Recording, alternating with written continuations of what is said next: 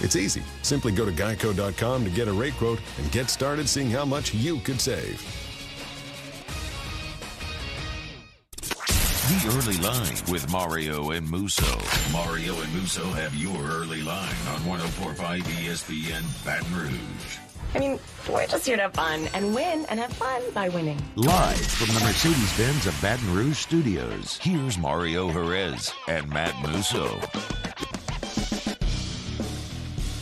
And a good Friday afternoon. Welcome in, Matt Musso alongside Mario Jerez. We have your early line. Casey Gaines, Taylor Sharp along for the ride on the audio and video boards. It's a Friday. It's a very good Friday right now, Mario. A lot going on. NCAA Super Regionals, they are underway. East Carolina leads Texas in game number 1 of the Greenville Super Regional 8-5. Oklahoma and Virginia Tech set to throw a first pitch out here as we speak. As a matter of fact, that game started on ESPNU at the moment. We have game number 4 of the NBA Finals tonight at TD Garden. The Celtics lead that series 2-1, looking to take a commanding 3-1 lead over the Golden State Warriors and a potentially hobbled Steph Curry. So we have a lot to get to here over the next hour. Excited to talk it out with all of you and with you, Mario. How are you? I'm excited too, Musso. Lots to get to in terms of this weekend, so I'm doing well. How are you? I'm doing great, man. You know, look, we've kind of mentioned it all week. The week has gone by pretty fast. You know, you look up, it's already June 10th. It's just moving through the summer. Halfway through the month, 87 days until LSU football. So, I mean, it's 87 days till LSU, 93 days to the New Orleans Saints. The summer is here, but it will go fast. Yes, it will. Football season will be here before you know it. Until then, got some super regionals, got some NBA finals. Probably going to stop making hockey picks. Can't get it right over there. But. Yeah, that's a bit of a struggle. And you know what, man? I'm sorry that my Red Sox let you down last night. Yeah. As soon as I saw the lineup when it was posted, I said this is probably not going to go well, and it didn't. But, you know, at 2 o'clock, we did not have access to that lineup for an 8:30 game. If we would have, I would have probably said, Mario, don't do that. There's 3 sub-200 hitters in there against Shohei Ohtani. All good. Still made off okay with the Red Sox earlier in the week. The nickelback did not work for the Angels when they tried to slump the streak, so I'm curious to see what they played for the walk-up music yesterday. I mean, it turns out the nickelback didn't work, but the Red Sox taking it easy on them with the lineup did. Yeah. Against their best pitcher. And the Angels finally break that losing streak. And they do. Congratulations. Now it's time for them to start another one. It's time for us to really start the show the way we do every day with our Daily Spread. Daily Spread. What are Mario and Musso watching tonight? I'm talking about big money. Real big money. This is our Daily Spread. I'm going to kick it off with some super regional action here, Mario. The game tonight, the nightcap, 7:30 Central Time in College Station. The Louisville Cardinals and the Texas A&M Aggies. Louisville, the slight favorite in this game at -120. The total all the way up at 15 runs. You look at the projected starters, should be the number 1 in each rotation. Jared Poland for Louisville, Micah Dallas for Texas A&M. Neither guy is really special when it comes to individual numbers on the season. I mean, Micah Dallas has an ERA north of 5. Jared Poland's approaching an ERA of 4. But A&M, they've played well behind Dallas, despite that, going 11-3 in his starts, 8-1 at Bluebell Park, where the game will be played tonight. This obviously has a lot to do with their offense, led by Dylan Rock. That unit finished in the top 5 in the SEC. And also, you look at Texas A&M's bullpen, man. They've got some young arms back there, but they bend, they don't break. They give up runs, but they normally get out of it and hold the line enough for A&M to get the victory, again, behind that offense. You look at Louisville, they are also a very offensive club. We talked about this the other day. The ACC as a whole was a very offensive league this year, and Louisville was one of the best in the Atlantic Coast Conference. 6 300 hitters in the starting lineup, 2 more in the 290s. They average 8.7 runs per game. Again, A&M mentioned top 5 offense in the SEC. They average 7.6 runs a game. So that lends you some credence to that total already being at 15, and you can expect a lot of runs here in this Super Regional. I think Louisville has a really good shot as a whole this weekend to beat Texas A&M and go to Omaha, but I like A&M tonight to continue to win behind Micah Dallas despite his shortcomings this season. So I'll take the underdog here. I'll take A&M on their home field on the money line, -110. We will give a play on the NBA Finals, Game 4 in the next segment, but until then, a couple of small plays, a prop bet to start here. I'm looking at the point total for Steph Curry tonight. It's at 28.5, over/under, and we know he's coming off of the injury, but so far, all the developments about Steph Curry's ankle have been positive because, like we discussed, he did not need an MRI. He practiced yesterday in full for the Warriors, and according to Shams Kanaraya of The Athletic, he quote-unquote avoided major issue with his foot. And his point total is a little bit low when you consider what he's done these finals, 34, 29, and 31. And I think a lot of people kind of freaked out when the injury occurred, myself included, because it didn't look good when Al Horford rolled up on his leg and he came up limping. But all evidence shows that he should be good here. And the Warriors are going to need all of those points from Steph Curry. They're going to kind of go as he goes here. And even if he is a little bit hampered, I think he's going to be effective enough to get over the point total here. We'll see if the Warriors are able to get over the hump. But Steph Curry has scored 34, 29, and 31 points so far in the finals. I can see him get over 28.5 tonight. So I like Steph Curry's point total tonight, the over 28.5. How about a little baseball with breakfast tomorrow?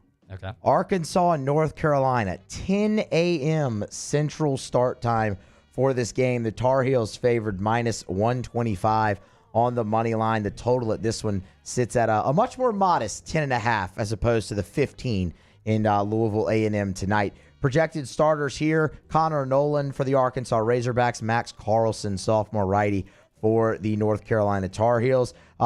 Look at Arkansas, man. They are where they, and be honest, they're where they are right now because they've gotten hot. This was a down year for Dave Van Horn and the Hogs. The offense hasn't been as good. The starting pitching has been iffy, and quite honestly, that starts with Connor Noland. He was great against Grand Canyon in the regional, but before that, he was on a stretch of giving up 5 runs 4 different times in his last 5 starts. He also got hit around in a relief outing in Stillwater against the Cowboys. Arkansas is just 9-7 this year with Nolan starting on the mound. It couldn't be any more the opposite for North Carolina behind Max Carlson. 12-5 when the sophomore toes the rubber, including wins in his last 7 starts. The Tar Heels, boy, they're powerful. 100 homers on the season, 2 different hitters in the lineup with 20 or more jacks. They also play extremely well in Chapel Hill, where this series will be played. 33-7 on the season at home, including winning 7 of their last 8 in Chapel Hill. I'll take the home team in this one early Saturday morning. Give me North Carolina on the money line, -$1.25. Good springs for both of those universities. North Carolina, Arkansas both made deep runs in the basketball tournament. Now they're both facing off in the Super Regional. Good vibes in both of those cities. The difference is one of those teams beat Duke and the other team lost to Duke. There you go. Ultimate bragging rights for North Carolina, despite the fact that they lost in the national championship game. But back to pro basketball for the second play here. I really like plus money on the Warriors' first quarter money line tonight, Musso, because they are the more desperate team. They're coming off a historically bad fourth quarter in the last game, like we talked about in the last show. 11 points in the fourth frame was the 3rd fewest ever in a fourth quarter in the NBA Finals, at least in the shot clock era. So the Warriors, we know, will have a very bad taste in their mouth after that last game. We know Klay Thompson is mad at the fans for cursing. Draymond Green is out to prove he can hoop and podcast simultaneously. Steph Curry kind of has his legacy on the line, trying to push through this injury. So in all seriousness, I think Golden State's going to come out with some fire, and this is really good value with these odds. Just get past the Celtics in the first quarter, plus money here for the Warriors. And we know about the stats for the Celtics when they're coming off a loss, but the Warriors, when they come off a loss this postseason, are 5-0 straight up, 4-1 against the spread. I don't know if they could ride that momentum the whole game, but I do think Golden State comes out with something to prove. From the onset, they come out with a little bit of fire, and they outscore the Celtics at least in the first 12 minutes. So plus 110 on the money line for the Warriors in the first quarter is a play I feel pretty confident about. All righty, that is the daily spread. We're going to talk more NBA Finals at game number 3 in the next segment, give you some more picks on the game, side, total. This is a pivotal one. As pivotal as game 3 was for the rest of the series when it's tied 1-1, was it 83% of the time the winner of game 3 wins the finals? That was the Boston Celtics. This is just as pivotal for Golden State, who, man, look, you're going home one way or the other for game number 5. Are you going to do it tied 2-2 or down 3-1? Big moment for Golden State here tonight. So we'll talk plenty more NBA Finals in the next segment. We'll also have more on the Super Regionals as Texas putting together a nice little threat here against East Carolina. All your betting action right here on the early line. We continue next. 104.5 ESPN, Baton Rouge. Mario and Musso, the early line. Our listeners fire off their opinions on the jimsfirearms.net hotline at 499-1045. Keep listening for your next chance to shoot us your thoughts with the jimsfirearms.net hotline on 104.5 ESPN Baton Rouge.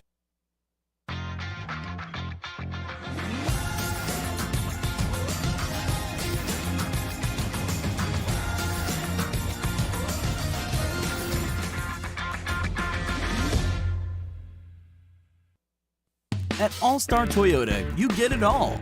If you're in the market for an all-new Toyota vehicle, come see our friendly and knowledgeable sales team at All-Star Toyota. Located in Baton Rouge at the corner of Airline and Goodwood, we've been serving our community since 2005 by offering a large selection of new Toyota cars, trucks, and SUVs. Get behind the wheel of your dream car and take a test drive at All-Star Toyota today. Join 100.7 The Tiger and Our Lady of the Lake Ascension, Saturday, June 25th at the Lamar Dixon Expo Center in Gonzales. Enjoy live music from Ted Durr, Mike Broussard and the Night Train, and Jamie Badron and the Kickin' Cajuns. Make sure you grab a delicious plate of jambalaya from the Mike Ward's Liberty Safes Jambalaya Cook-Off to raise money for the Alzheimer's services of the capital area. The Swamp Pop Music Festival with Supreme Chevrolet, Louisiana's country station. 100.7 The Tiger.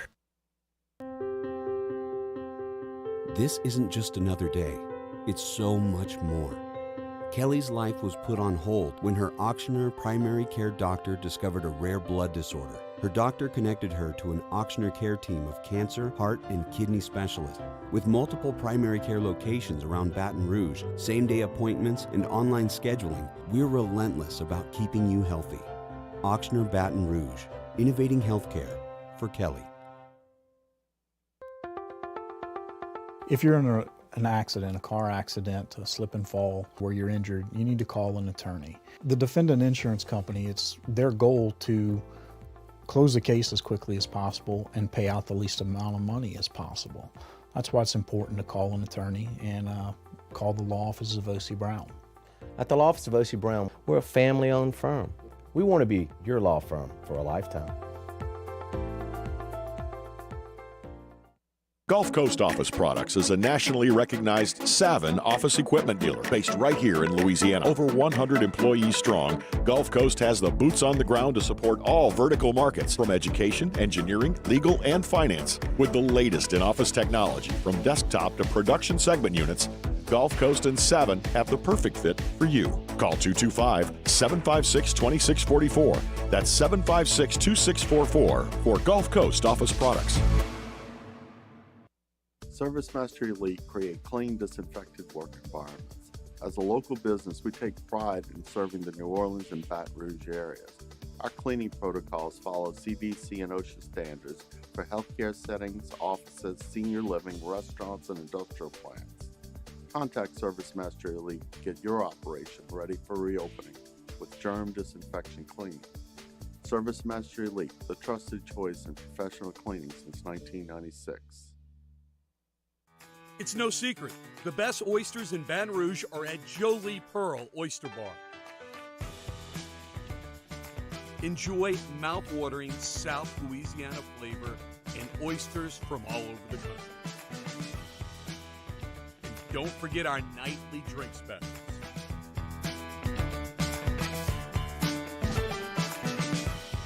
Jolie Pearl Oyster Bar, located in downtown Baton Rouge.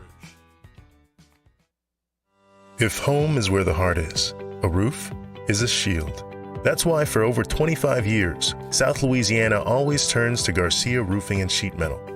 For more information, visit Garcia Did My Roof.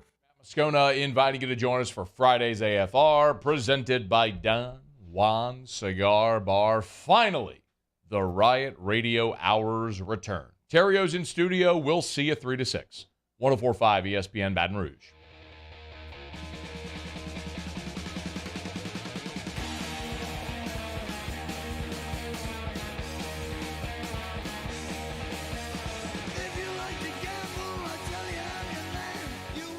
Early Line with Mario and Musso. 104.5 ESPN Baton Rouge. Friday edition of the Early Line. As we wrap up the week here, Texas has trimmed the deficit to 8-7 over there against East Carolina. Top of the 8th inning, runner on third base. So Texas trying to get back in that game. East Carolina surprising early, but the Longhorns threatening here, trying to rally. Yeah, Longhorns.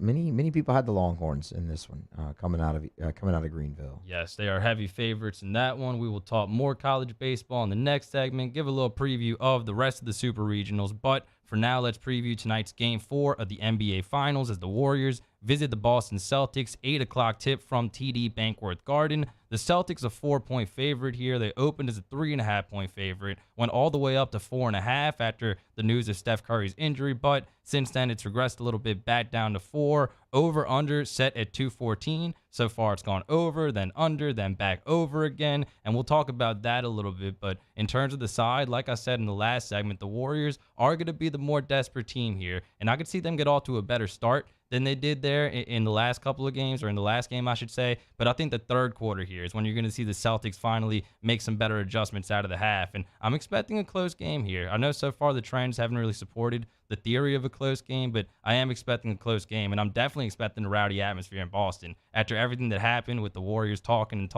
they're going to turn it up that much more ahead of Game 4. That's the thing. I mean, my goodness, we kind of thought, just going into Game 3 that with everything that happened with Draymond in Game 2, you could be walking into a hornet's nest if you're the Golden State Warriors. Turns out you were. That was a very rowdy atmosphere there in TD Garden. And you're right. Now it's really going to be like walking into a hornet's nest tonight. That is not going to be a very easy place to play. Yeah, and the Celtics, we talked about, they have not lost back-to-back games throughout the entire postseason, and now that's what it's going to take for the Warriors to win this series. But the Warriors also haven't lost back-to-back postseason games throughout these playoffs, to their credit. And Boston coming off a loss we know is really good, but Boston coming off a win, not as good. Since they swept the Nets in the first round, Boston just 3-7 straight up. So I'm curious to see if the Warriors can punch back here, and I'm curious to see if the if the Celtics can build off of what they did in that Game 3. This is a big spot for Golden State, obviously. I mean, look, you don't want to go home down 3-1. I mean, it's virtually almost over if you're down 3-1. I mean, now look, Golden State will tell you, maybe not so fast. I mean, we have experience with that. But one thing I've noticed here that I think is interesting in this matchup, as opposed to some of the other ones that Golden State has had in the postseason,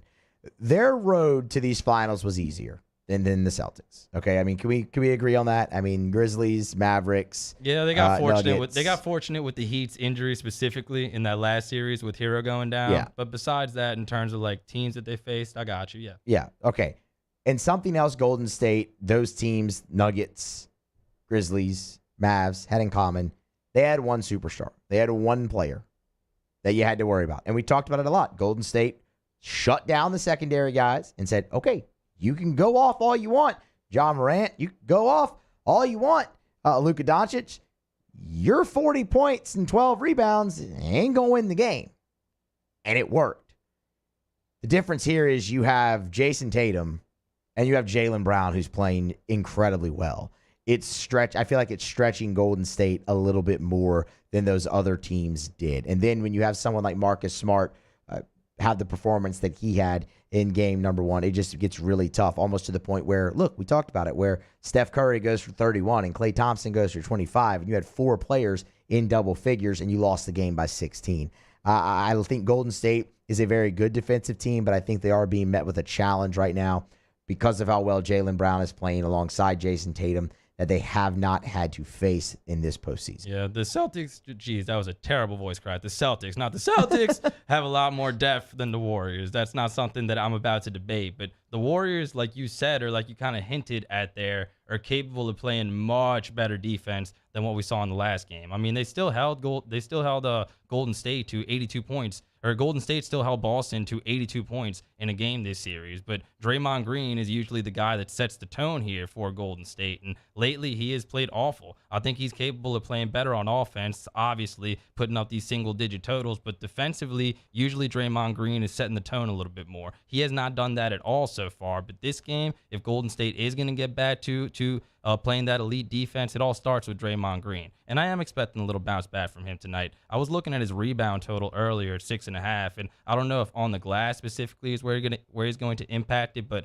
I do think Draymond Green is going to have a much better impact on this game, and that'll help Golden State out a lot defensively. The one thing I am concerned about, though, is Steph Curry. I know he says he's going to play. He's gotten off the foot and whatnot. I just wonder how 100% he's going to be in this game. I mean, that is a big factor, the biggest factor when it comes to this ball game, because Steph has been the Warriors at this point so far in this series. I mean, Clay finally came around and dropped 25. Jordan Poole, when you look at his performance in the first 3 games of every other playoff series this postseason compared to this one, it's just night and day different. I don't know if it's because Boston is that much better a defensive team than anyone else Golden State played, or if it's been the extended time off, even before the finals or in between games or whatever it is. They were able to adjust to Jordan Poole a lot quicker than other teams were. And it's been Steph Curry. So if he's hobbled even in the slightest and the production suffers because of it, I think Golden State's in a world of trouble tonight in that building, in that atmosphere, against that strong of a defensive club. Oh, yeah, they need Steph, but I think Steph is going to respond. And like I said, just based on what we've seen in the updates so far, it does look promising. And looking back on what happened with Al Horford, I think the big reason why people freaked out is because he said that it reminded him of the same injury he suffered against Marcus Smart. That was towards the end of the season. They were also playing the Celtics, and Steph Curry had to miss the last month of the regular season. This was kind of a similar play, but it was different because there's no structural damage. He didn't even need the MRI. He wasn't listed on the injury report, so he might be a little bit hurting, but I think once he gets out there, and it's short rest too, that's something that we should consider. Yeah. This is going to be the only game that there's one day in between instead of having 2 games, so that might not be an advantage for Steph Curry, but I think just based on everything we've seen so far, it does look positive. I think it's just because he said it reminded him of that same play with Marcus Smart is a big reason why a lot of people freaked out. And I thought it might be reflected a little bit more in his point total, but the fact that the books seem to think he's okay and still set it at 28.5, I think is also a positive sign for Golden State. That is a very good point. For it to still be set that high, that tells you that they're not maybe expecting much of a drop off. I kind of want to wait and see with that. I don't, obviously, like you said, no structural damage, no MRI or whatnot, but how sore is he with just one day? 12 hours in between games, basically, for them, or at least 12 hours of recovery time for him before having to get back out there for practice and everything. And he said most of it was spent sleeping and just being off of the legs, being off of the ankle. So it'll be something easier to see. I really am leaning Celtics here in this game. I think they're the better basketball team than Golden State. I know Golden State, you threw out the number, they've been great after a loss, just like the Celtics have in this postseason. And it wouldn't surprise me one bit if Golden State were able to even this series up going back home. They are the more desperate team. It's a huge spot. But I'm just going to go with the better team, or who I think is the better team. That's the Boston Celtics, and I'll lay the 4. I mean, it's just, we've talked about it all week here. If you would like the team to win, just pick them to cover, because the games on these single-digit spreads, it has not impacted at all. It just has not impacted the outcome at all. No, it hasn't. And I went with the Warriors to win the series to start, and I'm going to stick with my guns here. I think there is a world where the Warriors can win this game, and the Celtics can still win on the road, more down the road in the series, and still win in 7 games. But Golden State has won at least one road game in 26 consecutive series. They have the experience here, obviously the edge, and Boston has been the better team this series. Like we said, they have more weapons, but I don't know if they're that much better. Good enough to beat them 3 out of 4 times, and good enough to potentially win this series in 6 games. I just think Golden State's going to have a little bit more fight to them. Like I said, Steph Curry is going to come out. He's going to have to prove that he's not hampered by that ankle, and Draymond Green's going to play better than he has been, which is not saying much. And Clay finally kind of got off the schneid in the last game with the 25-point performance. I don't think he's quite there for this game. I can see a little bit of regression, but the people that you mentioned, Jordan Poole, I think could have a much better game. Otto Porter Jr. coming off the bench, playing really good defense, but he's capable of spreading the floor as well. I just think the Warriors role players and Draymond Green are capable of playing much better basketball, and I could see both of them bounce back tonight and the Warriors win this game. So if I'm making a formal pick, I think I am going to go with Golden State as a 4-point underdog. So I'm glad you brought up pool because I did want to touch on this prop before we got to the total. 11.5, and I actually might go under that tonight. Okay. Just because the games 1 through 3 have been when he's been at his best in the postseason series. 4 through the end of the series has been when he struggled. Boston has kind of had him in their back pocket the entire time. He finished at 10 points in the last game. I think they have a really good shot to hold him down again tonight. That's just something I would keep an eye on. Total-wise, Mario, 214 here. Well, again, going by the teeter-totter theory, I think under would be the play here. But even if you want to go by the numbers here, man, these teams have now had 3 games against each other. They have more time to make adjustments. Like we said, they're already both really good defensive teams. And if you go by the numbers in the last game, or through the last game, the Warriors have hit 40% of their threes for the series. The Celtics have hit 43%, and that's a little bit inflated from the 9 out of 12 they hit in the fourth quarter in Game 1 alone, but those numbers can only go in one direction, I feel like, for the rest of the series, and that's down. So I think tonight, all that combined with the short rest, definitely has me leaning into the under. Yeah, I'm with you on the under. Short rest is one of the big reasons why. I just think these teams... So what was it? Golden State had 6 days off before the finals. Boston even had 3 days off before the finals, and their series went 7 games. Then you had 2 days off so far the whole week. You've been rested each time. Now you get the short rest. I think that plays a huge factor into the total tonight. The number has just been right around the same every single time, either 214 or 213, 213.5 for all 4 games now. I go under in this game for sure tonight. Less time, 3 games between the two. I'm kind of with you on everything you said. 2 really good defensive teams. I think you see an under here in this one. Another observation real quick when it comes to the Warriors. I think one thing that might help them in this game is just the experience of playing on the road again after the last one. Yep. Because we were talking about it in the last show. The last time they had played a road game before that first game in Boston was way back on like May 24th. So got the jet lag out of the way. Now you know how to play on the road once again, because yes, they had that streak of 20 straight series of winning at least one road game, but having not been on the road in that long of a time might be a little bit good to get acclimated and see if that's an advantage for Golden State tonight. How about 92% of the money on the under tonight?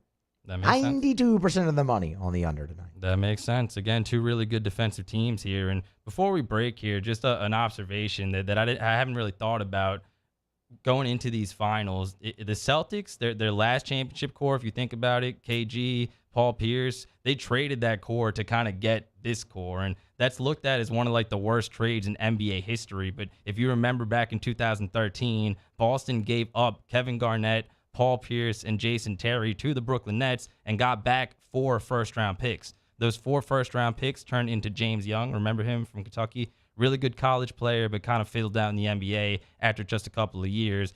Jason Tatum, Jaylen Brown, and Colin Sexton, a pick that became Colin Sexton. They traded that pick to the Cavs in the trade for Kyrie. That didn't really work out, but even with some room to spare, you got Young and you got Tatum and you got Brown, and now obviously that's your new core that you traded your old core to get. So I just think that's kind of interesting as Boston's trying to hang its 18th banner. It does still kind of it makes you harken back to their last core because it kind of helped turn into this one.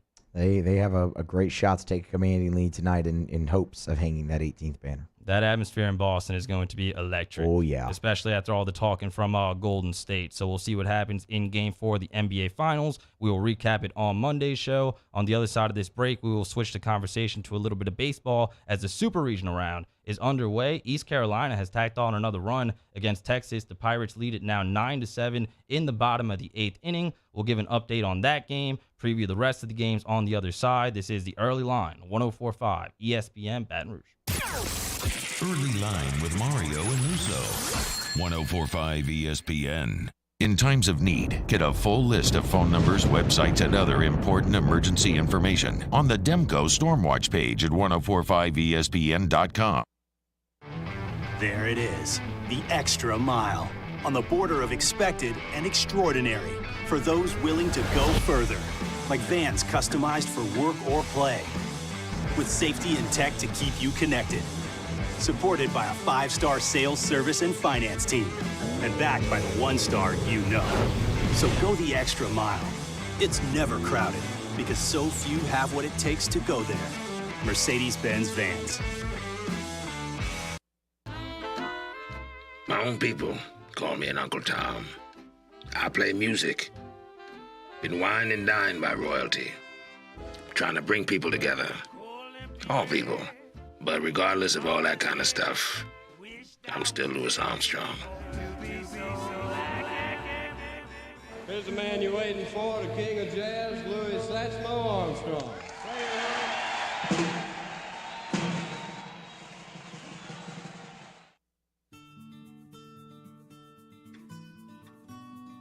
This is a house call. This is a follow-up appointment. This is a diabetes checkup. This isn't just more convenient care, it's more advanced care. This is innovating healthcare at Louisiana's #1 hospital, Ochsner.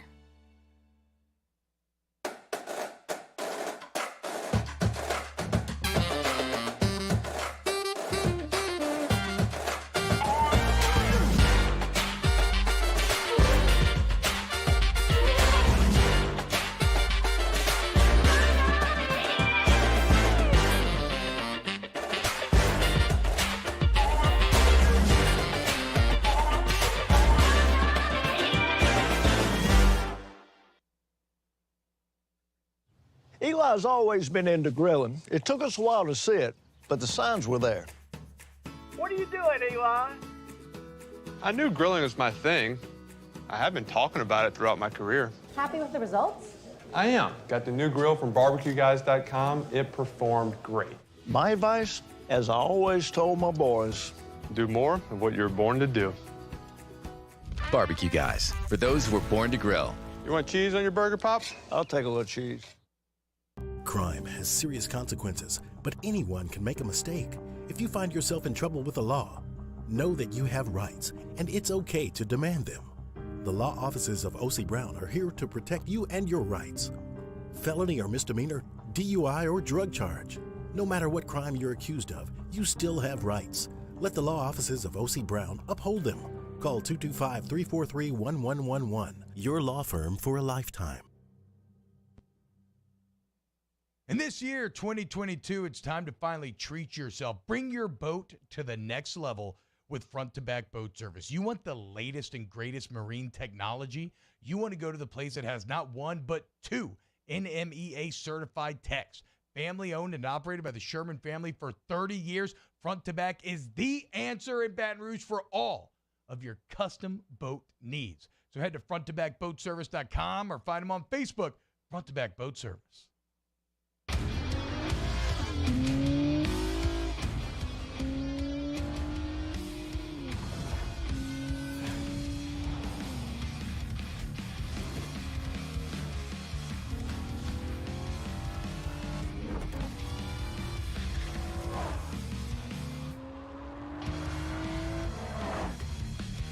Visit Acura of Baton Rouge for attractive offers on the MDX.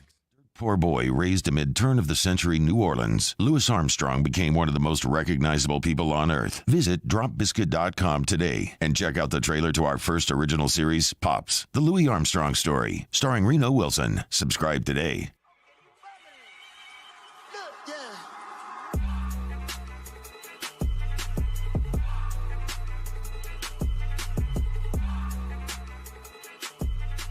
You're getting the early line with Mario and Musso on 104.5 ESPN Baton Rouge. Well, the Texas defense has just absolutely let them down in the 8th inning in Greenville. East Carolina leads 10-7 in that one. Oklahoma, who was an underdog in this game today against Virginia Tech, is up 1-0 in the top of the second there in Blacksburg in game number 1 of that Super Regional. Let's see, it was an RBI single for the Sooners, and their first baseman Robertson to drive in the run there. That has them up 1-0. So when you look at Super Regionals, kind of left to get underway here. Obviously, Tennessee, Notre Dame, Knoxville, that one will go at 5 p.m. We've talked a lot about that this week. College Station, Texas A&M and Louisville will go at 7:30. Gave you the Aggies in the daily spread there, minus 110 on the money line tonight behind Micah Dallas, who has not pitched great, but Texas A&M has won behind him more often than not, and especially at home. 8-1 in games that Micah Dallas starts at home this year is Texas A&M, so that's a big reason why we do like the Aggies tonight on the money line, minus 110. But the other one we've kept such a close eye on, at least for today's slate, is Tennessee and Notre Dame. And one that I took a flyer on Notre Dame to actually win that Super Regional. We'll see how it goes. You should see Bertrand tonight for the Irish versus, you will see Blade Tidwell for Tennessee. So that's a first-round draft pick in Tidwell. Going to go up against Bertrand. Really good pitching matchup there in a very offensive ballpark. So push is going to come to shove, and what's going to win out in the end, we'll have to wait and see. I feel like we're seeing a lot of runs recently, like we are in this East Carolina-Texas game, as the Pirates have increased their lead now to 12-7 in the bottom of the 8th inning. Yeah, so I mean, that's the thing. We've talked about that a lot too. Totals in college baseball, either stay away from them or take the over. Like there's the total in this East Carolina-Texas game, I'm pretty sure was 9. It was either 9.5 or 10. I can't remember what it was.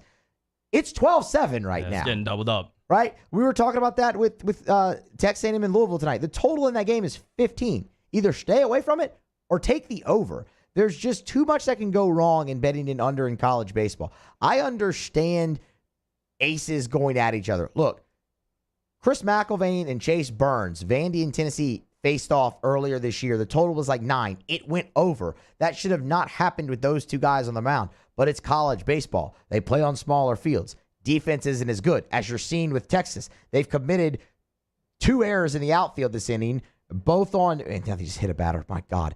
2 errors in the outfield, both on misplays, and then the center fielder had a ball go off his glove over the fence. So they're not as good as professionals. They're amateur players. They use aluminum bats, and they play on smaller fields. Stay away from it or take the over.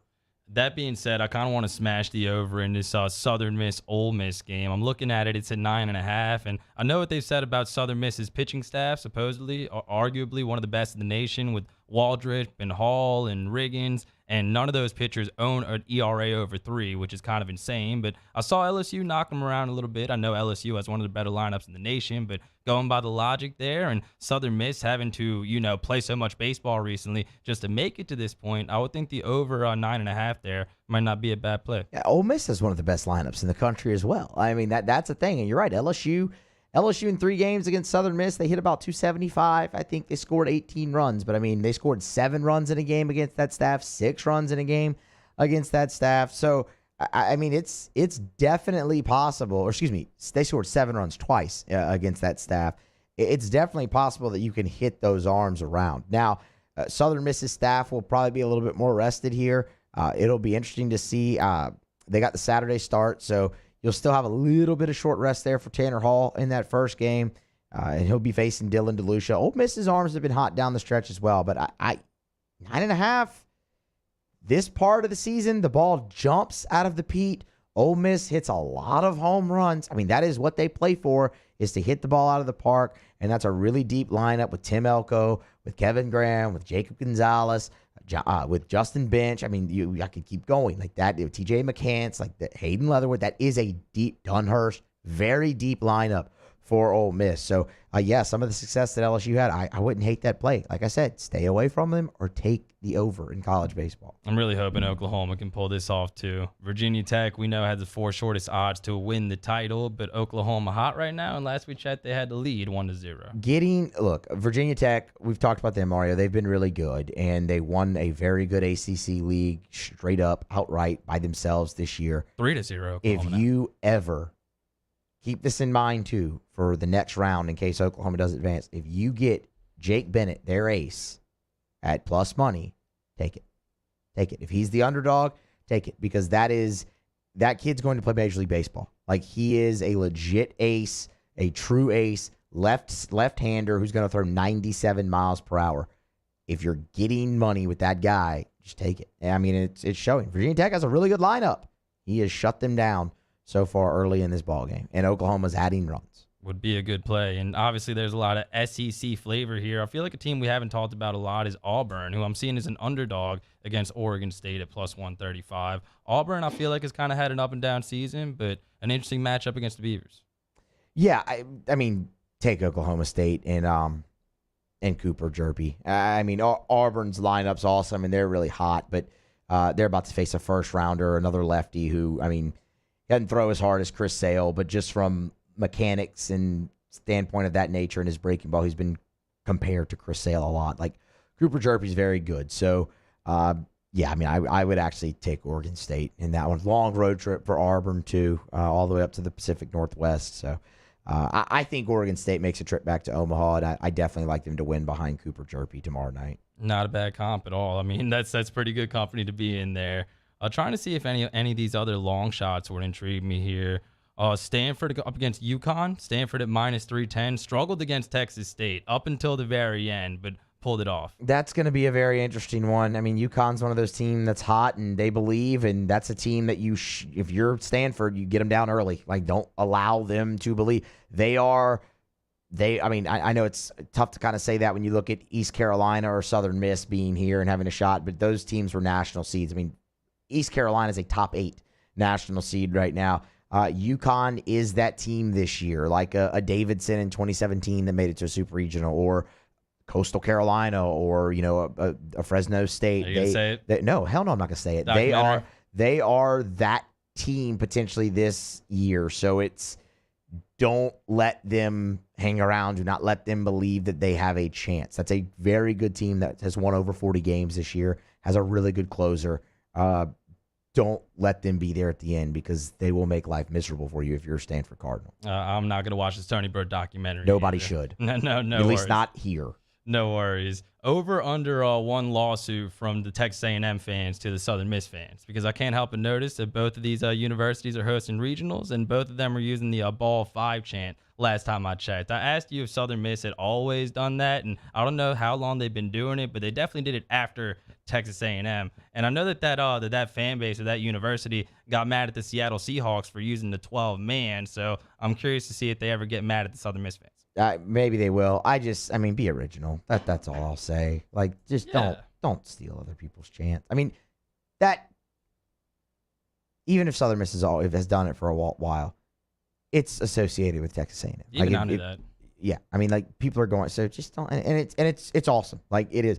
I don't like to give Texas A&M credit on much. Ball 5 is awesome. It's very intimidating, and I can get in the head of a young pitcher. It's awesome, and Louisville's got to deal with that this weekend for sure. I mean, you fall behind in the count, and it's going to start. And the atmosphere down there in Hattiesburg really is going to be good. I mean, that's the first time they're ever hosting a super regional round. And for them to be playing an in-state rival in Ole Miss, that's going to create for a really good atmosphere. We played this game on OTB with Hester this morning, that if you could have a private jet to take you to any of these regionals just as a spectator, which one would you pick? And I was trying to be a little contrarian, trying to be a little bit different, not going to lie. But I said Hattiesburg for that same reason, just because of how electric it's probably going to be. Like, with no disrespect intended, I don't know if anybody has any friends at Southern Miss or anything, but there probably aren't too many like lit weekends in Hattiesburg. But with the circumstances, this probably would be one. And I don't think being there would be a bad time at all. No. I mean, if I had that option, I would take myself to Knoxville very, very fast. Okay. But because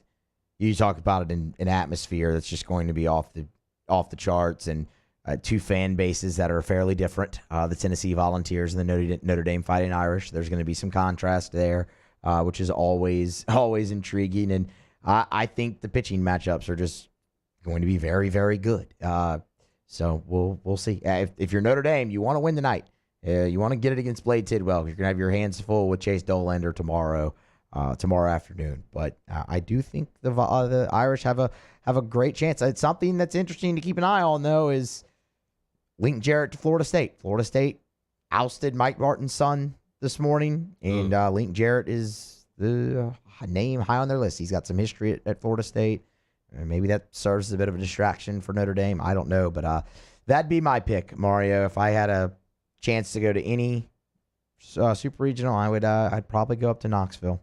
Knoxville wouldn't be a bad choice. The only reason I didn't pick it is because I want to go up there for a football trip specifically first and see Neyland, but it's going to be jumping. Tennessee, we know, has kind of been resurrected under Tony Vitello, but this time they're trying to make it all the way to Omaha and actually have some success instead of going just 2 and out. And the Mike Martin news is kind of crazy, man. Just 3 years, going 34 and 25 this season. I was making the comment to you when they were playing the regional round that, wow, that's pretty cool that he got to take over for his father, but apparently not living up to the expectations over there in Tallahassee. Yeah, that's just not a hire I would have ever made. But that's, they didn't ask me, and that's Florida State baseball, and that's, tough situation. Yeah, whatever. So, Super Regionals, they are underway. Fast and Furious gave you a pick for tonight, gave you a pick for tomorrow, and we've kind of gone all in on the Notre Dame Fighting Irish to hopefully pull an upset here in Knoxville this weekend.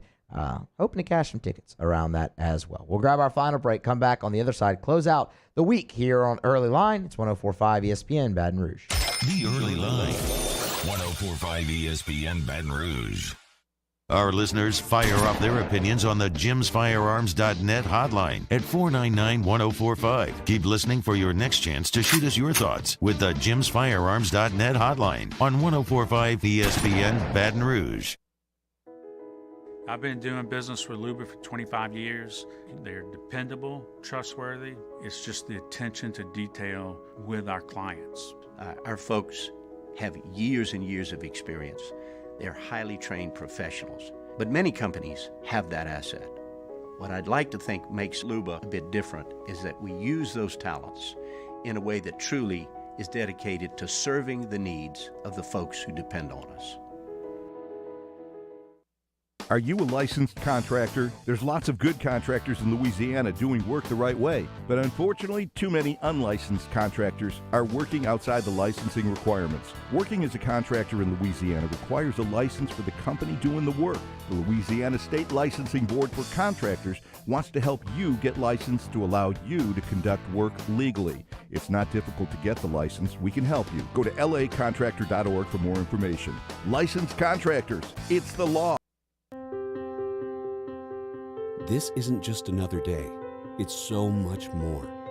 Kelly's life was put on hold when her auctioneer primary care doctor discovered a rare blood disorder. Her doctor connected her to an auctioneer care team of cancer, heart, and kidney specialists. With multiple primary care locations around Baton Rouge, same-day appointments, and online scheduling, we're relentless about keeping you healthy. Auctioneer Baton Rouge, innovating healthcare for Kelly. If you're in an accident, a car accident, a slip and fall where you're injured, you need to call an attorney. The defendant insurance company, it's their goal to close the case as quickly as possible and pay out the least amount of money as possible. That's why it's important to call an attorney and call the law office of O.C. Brown. At the law office of O.C. Brown, we're a family-owned firm. We want to be your law firm for a lifetime. Gulf Coast Office Products is a nationally recognized Savin office equipment dealer based right here in Louisiana. Over 100 employees strong, Gulf Coast has the boots on the ground to support all vertical markets from education, engineering, legal, and finance. With the latest in office technology from desktop to production segment units, Gulf Coast and Savin have the perfect fit for you. Call 225-756-2644. That's 756-2644 for Gulf Coast Office Products. ServiceMaster Elite create clean, disinfected work environments. As a local business, we take pride in serving the New Orleans and Baton Rouge areas. Our cleaning protocols follow CDC and OSHA standards for healthcare settings, offices, senior living, restaurants, and industrial plants. Contact ServiceMaster Elite to get your operation ready for reopening with germ disinfection cleaning. ServiceMaster Elite, the trusted choice in professional cleaning since 1996. It's no secret, the best oysters in Baton Rouge are at Jolie Pearl Oyster Bar. Enjoy mouth-watering South Louisiana flavor and oysters from all over the country. And don't forget our nightly drink specials.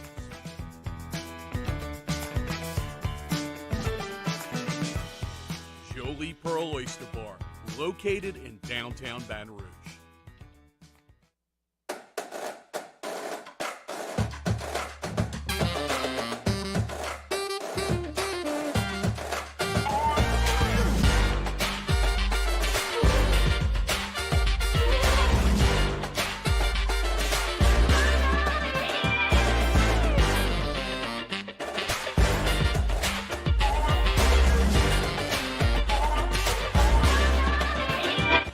Jimmy out, Handy, and Roscoe for the Monday evening edition of Game Time, presented by Bet Rivers. We're at Spoken Hub on Government Street in the heart of Mid-City. Game Time, presented by Bet Rivers, 6 to 8 p.m. on 104.5 ESPN Baton Rouge.